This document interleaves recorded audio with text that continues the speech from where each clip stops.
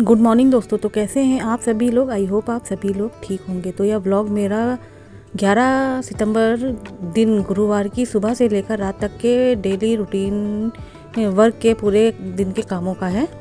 तो स्वागत करती हूँ आप सबका अपने ब्लॉग नीतू ब्लॉग्स में। आप अपना इतना कीमती वक्त निकाल कर मुझसे मिलने आते हैं, मेरा ब्लॉग देखने आते हैं, इसके लिए आप सबका तहे दिल से मैं शुक्रिया अदा करती हूँ।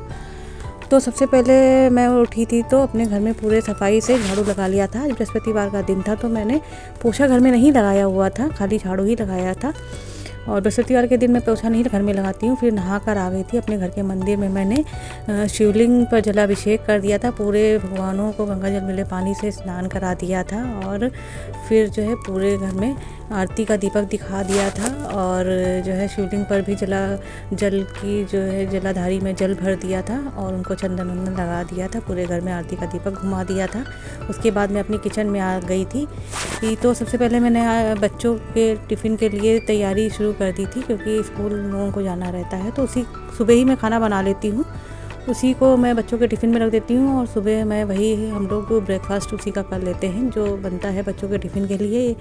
और मैं कभी कभी खाना ही बना लेती हूँ दोपहर का, उसके बाद ही जो है चाय वाय बनाती हूँ। क्योंकि बच्चे उठते हैं तो नहाते धोते रहते हैं और हस्बैंड जी नहाने के बाद पूजा वूजा करने लगते हैं, तो थोड़ा सा टाइम रहता है। तो इतनी देर में मैं खाना पूरा बना लेती हूँ। बच्चों का टिफ़िन तो बना ही लेती हूँ, साथ में दोपहर में जो बनना होता है वो भी बना कर रख लेती हूँ। तो उधर दूध ले आई थी मैं, तो उसको भी मैंने काट कर जो है उबलने के लिए एक साइड में रख दिया था। और इधर आज मैंने तरोई के फूल की सब्ज़ी बना ली थी। तो तरोई के फूल की सब्ज़ी बनाने के लिए मैंने सबसे पहले कढ़ाई में तेल गरम कर लिया था, उसमें लहसुन डाल दिया था और बेसिक मसाले जैसे कि थोड़ा सा सब्ज़ी मसाला, थोड़ा सा धनिया पाउडर, हरी मिर्च और जो है इसमें थोड़ा सा हल्दी पाउडर, नमक डालकर बस ऐसे ही इसको छौंक दिया था लहसुन डालकर। और उसके बाद तरोई के फूल को डालकर इसको पका लिया था। पकाने के बाद मैंने जो है आटा भी सान कर रख लिया था साइड में। अब मैं जैसे आलू के पराठे भरे जाते हैं वैसे ही मैं इसको भर लूँगी जब सब्ज़ी पक जाएगी मेरी। इसको थोड़ा सा ठंडा करके ही भरेंगे, नहीं तो ये फूटने लगेंगे पराठे सारे इसके। तो इधर सब्ज़ी मेरी बन रही थी, तब तक मैंने जो है किचन का जो ये काउंटर था उसको मैंने साफ़ कर लिया था। और थोड़ी बहुत तो गंदगी मच जाती है उसको भी साफ़ कर लिया था। हाथ में सफाई से धुलने के बाद फिर मैंने सब्ज़ी को चेक किया था कि ये पक गई है कि नहीं। तो अभी थोड़ा सा पानी इसमें बाकी रह गया था, क्योंकि भाप में ही पकानी थी इसको, पानी नहीं डाला था मैंने इसमें। और जो है थोड़ा सा एकदम पानी नीचे ना लगे तो आप डाल भी सकते हैं। मैंने एकदम बहुत हल्का सा पानी इसको धुला था तो उसी में निकला हुआ था, बहुत ज़रा सा पानी मैंने इसमें डाल दिया था। वैसे भाप में बना लीजिए तब भी ये पकी जाती है, बस ये रहता है डर कि बार बार आप चलाते रहिए कहीं नीचे ना लग जाए, फिर टेस्ट ख़राब हो जाता है नीचे लगने पर। तो इधर दूध भी मेरा उबल गया था और इधर सब्ज़ी अभी मेरी पक ही रही थी। और इधर सब्ज़ी जब पक गई थी तो मैंने इसको चलाकर देखा था, ये बिल्कुल परफेक्ट पक गई थी। तो इधर चाय बनाने की भी मैं तैयारी करने लगी थी, क्योंकि बच्चे उड़ गए थे और नहा भी लिया था। तो इधर सब्ज़ी को मैंने खाली करके एक साइड में रख दिया था, क्योंकि गर्म थी, इसको थाली में कर रख दिया था जिससे जल्दी ठंडी हो जाए और भरने लायक पराठों में हो जाए। तो जो है ये देखिए मैं इसको ठंडा कर रही थी सब्ज़ी को। और इधर चाय भी मैंने चढ़ा दी थी बनने के लिए।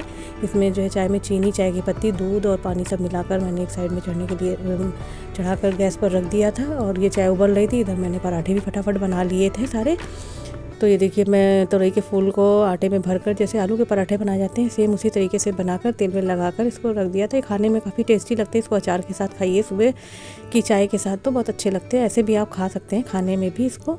तो आज मैंने दोपहर में खाना ही नहीं कुछ बनाया था, बस यही तरोई की फूल की पराठे बना लिए थे और चाय, बस इसी को खा लिया था सभी लोगों ने। और बच्चों को लंच में भी यही दे दिया था लंच बॉक्स में, तो बच्चों ने भी यही खा लिया था। फिर जो है ये देखिए मैंने चाय निकाल ली थी, पराठे मेरे बनकर तैयार हो गए थे। और सभी लोग हम लोग मिलकर साथ में ही चाय वाय पी लेते हैं, क्योंकि शाम को ही सब लोग मिलते हैं एक साथ।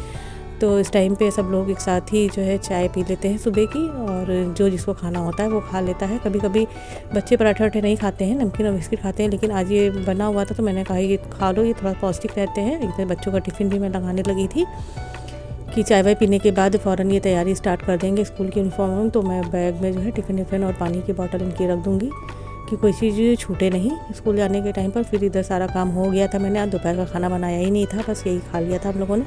तो गैस भी साफ़ कर दी थी मैंने, और ये बर्तन धुल लिए थे, और ये दोपहर के बच्चों के नहाए हुए कपड़े थे, दोपहर के बर्तन थे, ये सब धुल लिए थे। और फिर कपड़ों को मैंने ड्रायर करके सूखने के लिए फैला दिया था। मैं छत पर नहीं जाती हूँ, मैं यहीं पर कपड़े अपने डाल देती हूँ। थोड़े ही कपड़े रहते हैं तो इस वजह से छत पर नहीं जाती हूँ। अभी गर्मियों का मौसम है और बारिश का भी मौसम है, कभी कभी बारिश हो जाती है तो बार बार चढ़ने उतरने में थोड़ा सा प्रॉब्लम हो जाती है कि बार बार और उतरो और बार बार चढ़ो। तो यहाँ पर कपड़े ठीक से सूख जाते हैं मेरे, पंखा भी लगा है तो यहीं पे मैं डाल देती हूँ बालकनी में।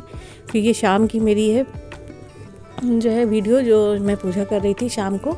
फिर उसके बाद बेटी कोई बात कर रही थी तो मैं हंसने लगी थी। तो इधर जो है मैंने शाम को, फिर जब बच्चे स्कूल से आ गए थे तो मैंने चाय बनाया था। आज बच्चों का मन कर रहा था कि जो है मैं बंद और मक्खन खाऊं, तो मैंने उसको ही गर्म कर लिया था और बेटी मक्खन लगा रही थी बंद में, और इधर चाय भी मेरी बन रही थी। ये हस्बैंड जी की चाय थी और हम लोगों की अलग बनती है। उनकी चाय शुगर फ्री वाली रहती है, उनको डायबिटीज़ की प्रॉब्लम है। तो इधर देखिए उनकी चाय सबसे पहले हस्बैंड जी की मैंने निकाल कर वाइट कप में अलग रख देती हूँ कि पहचान रहे हैं। और इधर फिर सब लोगों ने चाय वाय पी ली थी, थोड़ी देर रेस्ट वेस्ट किया था। फिर उसके बाद जो है मेरे जेठ जी आज घर आए हुए थे, थोड़ी बात उनसे मैंने की हुई थी। मैंने वीडियो नहीं शूट किया हुआ था, थोड़ा सा मुझे अच्छा नहीं लगता है। फिर ये रात के खाने की तैयारी मैंने शुरू कर दी थी। आज मैंने खाने में मूँग की दाल और रोटी बनाई थी। हस्बैंड जी को चावल डेली नहीं खाना रहता है, शुगर रहता है, तो वो कभी कभी लालच उनको आ जाता है। अगर हम लोग चावल बनाकर खा लेते हैं तो उनका भी दिल करता है कि खाएं, तो इस वजह से जो है चावल डेली मैं नहीं बनाती हूँ। और ये देखिए फिर मैंने जो है ये मूंग की दाल और रोटी बनाई हुई थी। तो मूंग की दाल को मैंने तेल गरम कर लिया था कुकर में, उसमें जो है लहसुन और प्याज को मैंने तेल गर्म हो गया था गोल्डन ब्राउन होने तक भून लिया था। फिर उसमें दाल डाल दी थी। दाल में मैंने टमाटर है और बेसिक सारे मसाले जो पड़ते हैं, धनिया पाउडर, हल्दी पाउडर, मिर्ची पाउडर, थोड़ा सा सब्जी मसाला और नमक, हींग, सब चीज़ें डालकर कायदे से मैंने भून लिया था। फिर इसमें पानी हिसाब से डाल दिया था, जितनी पतली और गाढ़ी मुझे दाल चाहिए। फिर मैंने जो है इसको प्रेशर कुकर को सीटी लगा दी थी और जो है ढक्कन लगाकर इसमें कम से कम 3 या 4 सीटी आ जाएंगी। फिर देख लेते हैं कि खोल कर कि ये कितना पकी है। वैसे 5 सीटी में नॉर्मल दाल ये पक जाती है ठीक ठाक। फिर रोटियां मैं बनाने लगी थी और रोटियों को भी मैंने फटाफट बना लिया था और बना कर रख लिया था। अब जो है खाली खाना निकालना मेरा बाकी रह गया था। तो सभी लोगों ने जो है मिलकर हम लोगों ने खाना खाया था। आज शाम को मैंने मूंग की दाल, रोटी और टमाटर, बस यही हम लोगों ने रात के खाने में खाया हुआ था। तो रोटियां भी मेरी सारी बन गई थी, बच्चों को भूख भी लगी थी, बेटे ने खाना खा लिया था और खाली हस्बैंड जी और मैं और बेटी 3 लोग ही खाना खाने को बाकी थे। तो इधर देखिए मैं खाना निकाल रही थी अपने सभी के लिए। तो ये देखिए मैंने सबसे पहले दाल निकाली थी और आप लोगों को दिखाने का प्रयास किया था कि दाल मेरी कैसी बनी हुई है। ये मूंग की दाल थी। मेरे हस्बैंड जी को बाकी दालें नहीं खानी रहती हैं, इस वजह से मैं और दालें नहीं बनाती हूँ। अधिकतर मूंग और लाल मसूर की ही दाल आपने देखा होगा मैं बनाती रहती हूँ, क्योंकि डॉक्टर ने उन्हें यही बताया हुआ है खाने के लिए। बाकी दाल बना लो तो थोड़ा सा वो खा लेते तो उनको प्रॉब्लम हो जाती है, तो इस वजह से मैं मूंग और लाल मसूर की दाल ही अधिकतर बनाती हूँ। तो चलिए आज के ब्लॉग को मैं यहीं पर समाप्त करती हूँ। मिलती हूँ नेक्स्ट ब्लॉग में, तब तक के लिए जय श्री कृष्णा, राधे राधे।